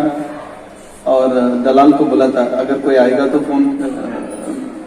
मैं फोन करूंगा, अगर दलाल कोई आएगा तो उनको टाइम दे देना हम लोग। तो जब तक कोई ग्राहक नहीं मिलता था मैं यहीं पे रहता था। सुबह मंगल आरती करता था, फिर पढ़ाई करता था, मंगल आरती पढ़ाई और प्रसाद 9 बजे 5 बजे मिलता था। बहुत अच्छा लग रहा था। भक्तों ने कुछ ऐसा ही, भगवान का ही कृपा था, भक्तों ने ऐसा व्यवस्था बनाया था कि मैं 1 महीना वहीं पे पढ़ाई कर रहा था और उसमें एग्जाम पास किया, फिर फौज के लिए जो एग्जाम देना पास किया, फिर फौज में आया तो सोचा, पर ऐसा होता था कि फौज में भी इतना रोचक होता है जीवन, पूरा दिन जो है भागो दौड़ो, ये करो वो करो, पर अच्छा लगता था। पर रात में जब सोते जाते थे पर ऐसा लगता था कि वो दिन जेब में एक पैसा नहीं, कोई जानता नहीं, फिर भी मंदिर मार्जन करो और प्रसाद भक्तों के साथ हो, 3 शंख सुबह सुबह बज रहा है, ये देखकर मुझे अच्छा लगता था। पर फौज में इतना 6 साल तक था तो रोज सुबह 600 लोग सैल्यूट मारते हैं और मुझे मेरे सीनियर 4 हैं तो उनको सैल्यूट मारना पड़ता, कितना अच्छा लगता होगा 600 लोग सैल्यूट मारते हैं और कमरे से बाहर तो गाड़ी आ जाता है, जूता कोई साफ करता है, आयरन करके सब आ जाता है, तो अच्छा तो लग रहा था। पर रात को लग रहा था इतना सब होने पर भी मैं सुखी ना, असली सुख भगवान का भक्ति में। ऐसे करते 6 साल निकल रहे, मुझे मालूम था, मैंने भगवान को बोला है कि मैं आऊंगा, पर मैं सोचा भगवान भूल गए मुझे और मैं झूठ बोल रहा था, ये तो है भगवान से झूठ, पहले तो लोगों से झूठ बोल रहा था, अभी भगवान को, पर लोगों अभी तो मेरा वो झूठ बोलने का स्वभाव निकल गया, मैं वही लोगों को वही बोलता जो मैं करता और जो मैं करता था वही मैं बोलता था और मुझे अच्छा लग रहा था। पर मुझे मालूम था भगवान ने अपना वादा पूरा कर दिया, पर मैंने अपना वादा पूरा नहीं किया। फिर कर्मों का ऐसा चक्कर चला, मेरी माँ जो है कोमा में चली गई। कोमा यानी कि वो एक प्रकार से नहीं, डायलिसिस नहीं, कोमा है कि केवल सांस चलता रहता है और कुछ होश नहीं रहता है, आंख नहीं चलता है, हाथ नहीं चलता है, पाँव नहीं चलता है, खा नहीं सकते, पी नहीं सकते, वो ऐसे ही रहते हैं और ऐसा आवाज करेंगे ना, ऐसा देखेगा, वो मतलब वो जिंदा लाश की तरह के लिए सांस चल रहा है, तो वो देख के बहुत बुरा लग रहा था मुझे। 4 साल तक ऐसे थे, मैं रोज हमेशा छुट्टी से, फौज में से छुट्टी से आता था, 1 महीने के बाद, 2 महीने के बाद माँ फिर भी ठीक नहीं हो रही। फिर मैं सोचा ये सब जो है उपाधि इत्यादि का क्या लाभ, अगर ये सबसे मैं अपनी माँ को ठीक नहीं कर सकता, अगर मेरी माँ को केवल भगवान ठीक कर सकता है तो मैं भगवान के पास ही जाऊँ, वैसे भी मुझे भगवान के पास ही जाना। अब मानो या ना मानो, मेरी माँ ने जब मैं जपमाला लेकर गया था घर पे तो मेरे हाथ में जपमाला था, तो मेरी माँ बहुत खुश हो गई, बोले कि अरे अच्छा है आप सन्यासी बन जाओ और मैं तो उस वक्त डर गया रे, क्योंकि मेरी माँ के जीवा में एक काला स्पॉट होता है, काला तिल होता है, बोलते हैं कि जिसके मुंह में जीवा में काला तिल होता है वो जो बोलते हैं वो सच हो जाता है। तो मैंने आप ये बोल दिया कि मुझे तो पैसा कमाना है, करना है, तो फिर मैं कुछ बोला नहीं, माँ ये था। फिर बाद में माँ ठीक नहीं हो रही थी, मुझे बुरा लगा, फिर मैं उन्हें आखिर में माँ भी चाहती थी कि मैं सन्यासी हूँ, तो मैं एकदम छुट्टी लिया और इतना मन व्याकुल था, माँ ठीक नहीं हो रही, तो फिर मैं तिरुपति बालाजी गया था, चेन्नई से तिरुपति बालाजी, और 4 दिन वहीं पे ठहरा था, भगवान से यही प्रार्थना करता मुझे एक माँ दो, मुझे एक दिशा दो, जीवन में भी करना क्या। फिर पूरा यकीन हो गया कि अब ज्यादा कुछ नहीं, अपना भौतिक जीवन को एकदम से खत्म कर लूं, भगवान के प्रति समर्पित। वैसे भी भगवान ने अपना वादा पूरा किया, अब मैं अपना वादा पूरा करता हूँ। फिर मैं कहता हूँ भगवान से ठीक है मैं आपके पास आता हूँ, मैं अपना वादा पूरा कर देता हूँ, पर पैसा और ये संपत्ति और जो भी नाम है इससे मेरी माँ ठीक नहीं था, आपके पास मैं आता हूँ, आप चाहे तो मेरी माँ को ठीक करना। फिर माँ को मैंने वापस तिरुपति से आया, मेरी माँ हॉस्पिटल में थी और भगवान की कृपा से मद्रास के जितने भी बड़े बड़े हॉस्पिटल थे उसके सबसे बेस्ट जो है जैसे वार्ड होते हैं ना, स्पेशल वार्ड, उसमें मेरी माँ रही थी पर बीमार थी। एप्पल हॉस्पिटल, वेलिंगटन हॉस्पिटल, बड़े बड़े हॉस्पिटल में 4 साल तक, और एसीआई कंपनी में पिताजी थे तो वहां से पैसा जाता था। तो लास्ट में शायद वेलिंगटन हॉस्पिटल था, मैं माँ कोई नहीं था रूम में, मैं माँ को प्रणाम किया, सर को माता जी के चरणों में मैंने बोला कि अब मैं वापस नहीं आऊंगा। मैं निकल गया और ट्रेन जैसे आना था तो मैं अपना ट्रेन छोड़ दिया और मुंबई के लिए ट्रेन पकड़ के पहुंच गया राजबिहारी। फिर राजबिहारी में आया, वहां पे पटरों ने बोला मीरा रोड में एक मंदिर है, वहां गए और वो था 1996 और उस दिन से आज तक।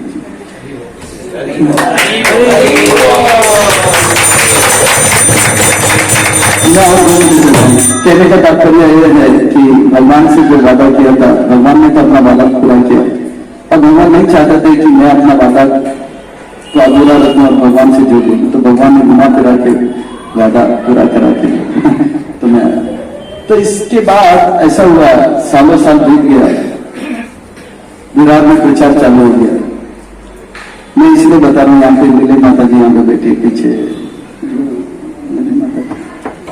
वो माता जी एक दिन बोली कि वनमाली को मैंने सपने में देखा कि वो गंगा लेके विराट में घूम रहे।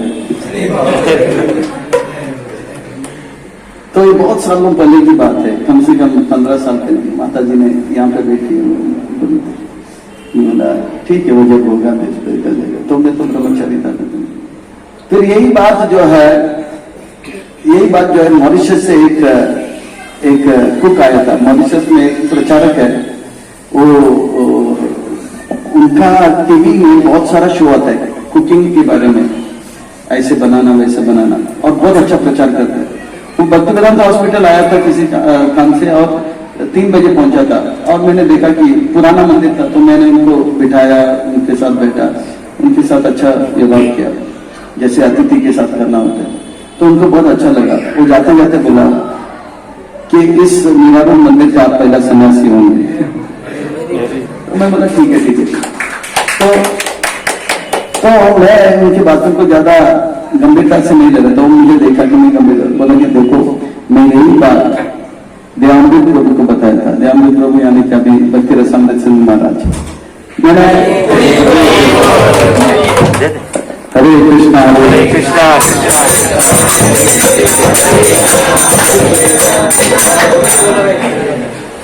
तो हरे कृष्णा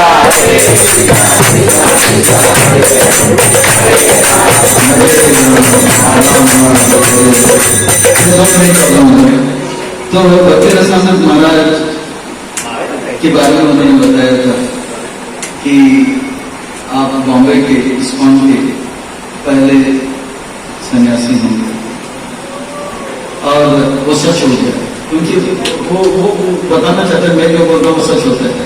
उन्होंने ठीक है देखा जाए, तो वास्तव में मानो या मानो ना मानो, फिर होते होते जब मंदिर का निर्माण था, वामन द्वारा शीशा देव मंदिर निर्माण हुआ था 2015 को, तो मुझे जो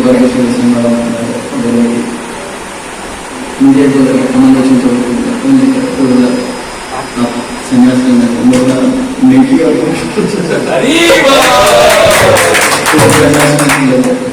जब ये हुआ तब सदा प्रेम प्रभु करके एक बात है हमारे मंदिर में, अच्छे बच्चे हैं, वो बोले कि जब मैं उनके घर में ऐसे सत्संग होता था, हर बुधवार को करते थे, तो उनके घर में मायापुर से एक भक्त आया करता था परिवार लेके। वो स्विट्जरलैंड का था, यूरोप का था, पर बहुत बड़ा ज्योतिष था। तो उन्होंने बताया कि मैं प्रवचन लेके निकल गया। जब ये बात निकल गया कि मान लो कि वो था 2008 में, ऐसा होगा, उन्होंने इस रहस्य को खोला नहीं, पर जब 2015 में जब महाराज जी ने बोला कि ऐसा इनका नाम संन्यास में बदलो, तब उन्होंने बताया यही बात 2008 में वो ज्योतिष ने भी बताया। तो मेरी माँ का बचपन था, मुझे माता जी के सपना और वो मॉरिशस के प्रचारक और ये जो यूरोप का प्रचारक, इन सब का जो है एक प्रकार से भविष्यवाणी था कि संन्यास बनूंगा। तो वही देखते देखते देखते अब वास्तव में ये सच होते थे अब लग रहा है। मैं ये सब इसलिए बता रहा हूँ, मैं इसलिए बता रहा हूँ कि मैं रासबिहारी में गया था क्योंकि मैं झूठ बोल रहा था, झूठ में बोल रहा, ऐसा बोलते बोलते मेरा हाल बेहाल हो गया। फिर रासबिहारी के पास जब गया, रासबिहारी की कृपा से मेरे हाथ में जपमाला आया, मेरे हाथ में जपमाला आया था, मेरी माँ के मुख से ये बात आया कि आप सन्यासी बनो। और वो चलते चलते, और रासबिहारी को मैंने वचन दिया था कि मैं जीवन समर्पित करूंगा, और रासबिहारी ने माँ फिरा के वो बात को सच्ची करा गया और समर्पित हो गया। और माँ का बात भी सच हो रहा है, और रासबिहारी तो रासबिहारी, उनका वो तो जितना मुझे देना था उससे ज्यादा उन्होंने मुझे दिया। तो इस प्रकार से बड़े शुक्राचार्य तर्क दे रहा है कि झूठ बोल सकते हैं, पर भक्तों को कभी झूठ बोलना नहीं चाहिए। मानो या ना मानो, भगवान खास करके कलयुग में धर्म जो है सत्य पे निर्भर है, और भक्त भी झूठ बोलेंगे, भक्त के लिए तो अच्छा नहीं, संस्था के लिए अच्छा नहीं, ये अन्य लोगों का जो है धर्म के प्रति जो आस्था है वो टूट जाएगा। बड़े उनका आस्था टूटे या अपने जो है संस्था को कुछ भी हो जाए, पर ये हमारे लिए अच्छा नहीं है, हम कभी सुखी नहीं होंगे। इसलिए इतना सा एक नियम बना दो, जो बोलते हो वही करो और जो करते हो वही बोलो, आप जो है बहुत सुखी रहोगे, बहुत सुखी रहोगे। और मानो या ना मानो, भगवान की कृपा से भगवान आपके द्वारा बहुत बड़े बड़े कार्य भी करके ले लेंगे। हरे कृष्णा हरे कृष्णा कृष्णा कृष्णा हरे हरे, हरे राम हरे राम राम राम हरे हरे। और हरि महाराज ने जो है अपना वादा पूरा करने के लिए जो है जल अर्पण किया। अब जो है जल अर्पण करने के बाद शुक्राचार्य को तो श्राप मिला ही है, अब जो है बलि महाराज के से वो 3 पर जमीन लेके, पर वो पद कितना बड़ा छोटा होगा या कितना बड़ा होगा वो बात कल पता लगेगा। तो कल के जो कथा में जरूर रहिए। कल है कथा का 7वां दिन है, और कहते हैं कि संतों का भी कहना है और शास्त्र में वचन आता है कि 7 दिन के भागवत कथा में अगर पहले दिन, दूसरे दिन, तीसरे दिन, चौथे दिन, 5वें दिन, 6ठे दिन तक नहीं आए, पर 7वें दिन आएंगे तो 7वें दिन आने का लाभ उसे मिलेगा और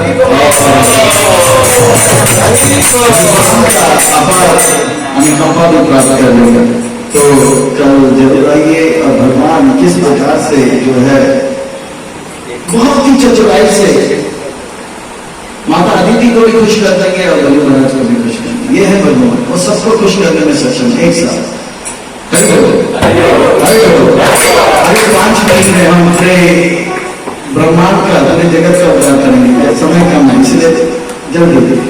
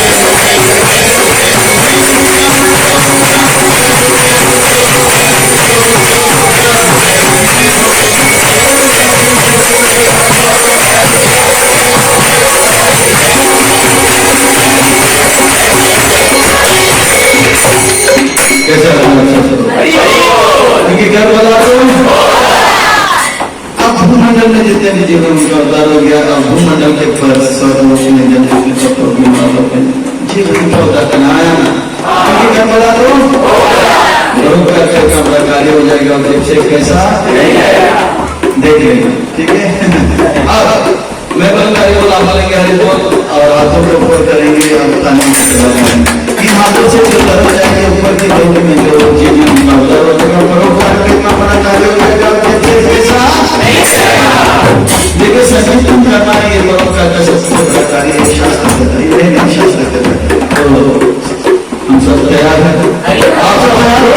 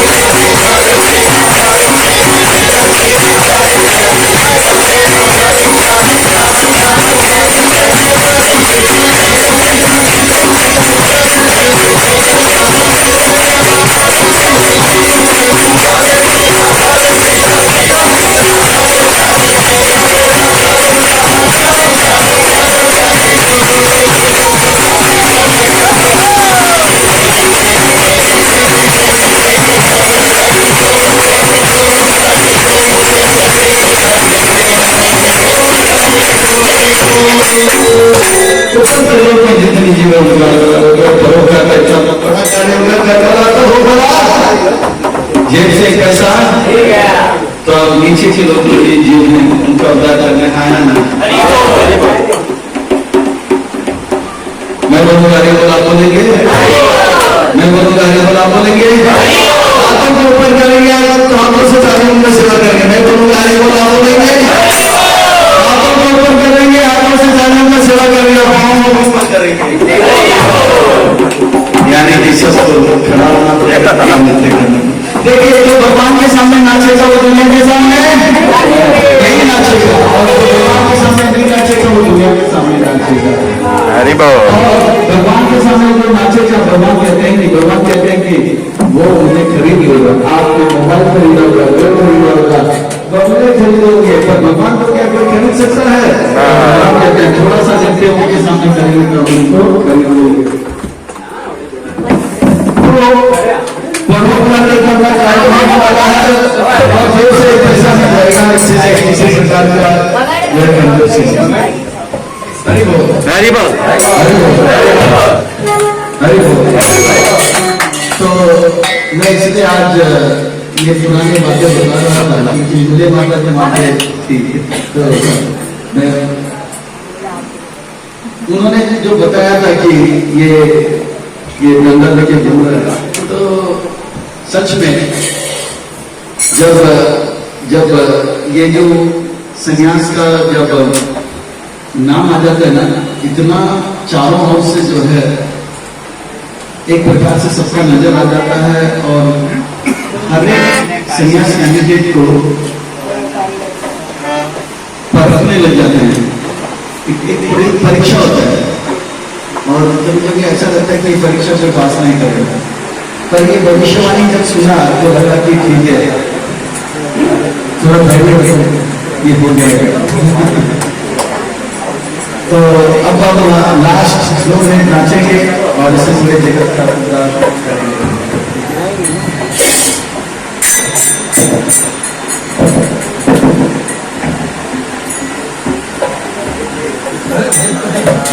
ज्यादा समय लेने में पड़ते हैं।